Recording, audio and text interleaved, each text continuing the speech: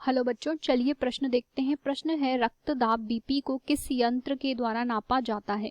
तो इस प्रश्न की हम यहाँ पर बात करें तो इस प्रश्न के अंतर्गत हमें रक्तदाब के बारे में पूछा गया है। तो सबसे पहले हम यहाँ पर देखते हैं इस प्रश्न की मुख्य अवधारणा।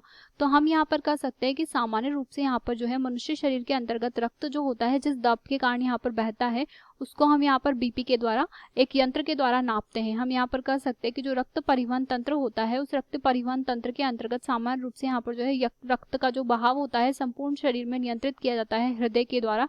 हृदय के द्वारा यहाँ पर जो है रक्त पंप किया जाता है। अब हृदय के अंतर्गत यहाँ पर जो है विभिन्न प्रकार के चक्र संपन्न होते हैं और जो हृदय चक्र होता है उसकी अगर बात करें तो इसके यहाँ पर जो है 0.8 सेकंड में ये चक्र यहाँ पर संपन्न होता है।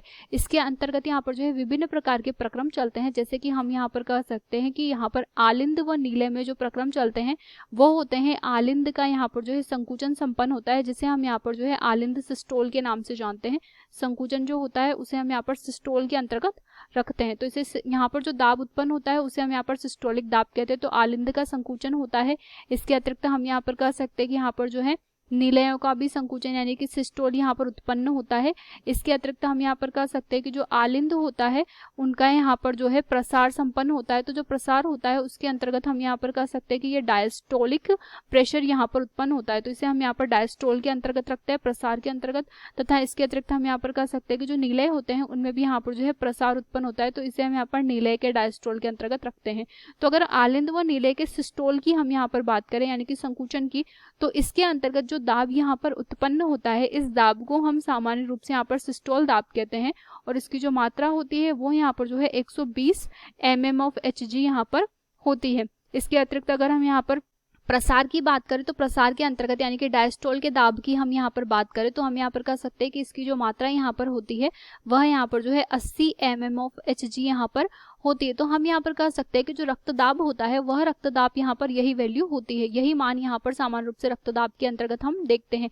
तो हम यहाँ पर कह सकते हैं कि मनुष्य के अंतर्गत जो रक्तदाब होता है वह यहाँ पर 120/80 mm of Hg यहाँ पर इसका मान यहाँ होता है।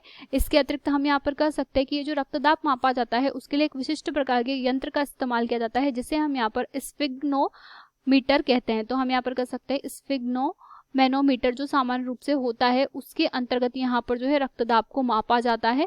और सामान्य रूप से ये जो स्फिग्नोमैनोमीटर होता है ये रक्तदाब को हमारी भुजा जो होती है तो भुजा के ऊपरी हिस्से में सामान्य रूप से कोहनी के ऊपर की ओर एक यहाँ पर जो है धमनी पाई जाती है जिसे हम यहाँ पर शाखीय धमनी के नाम से जानते हैं।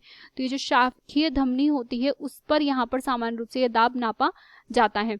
तो हम यहाँ पर देख सकते हैं कि सामान्य रूप से हृदय के अंतर्गत जो प्रक्रम संपन्न होते हैं चक्र के अंतर्गत उन चक्रों में यहाँ पर जो दबाव उत्पन्न होता है उस दबाव को यहाँ पर रक्तदाब के अंतर्गत मापा जाता है जो कि स्फिग्नोमैनोमीटर की सहायता से देखा जाता है।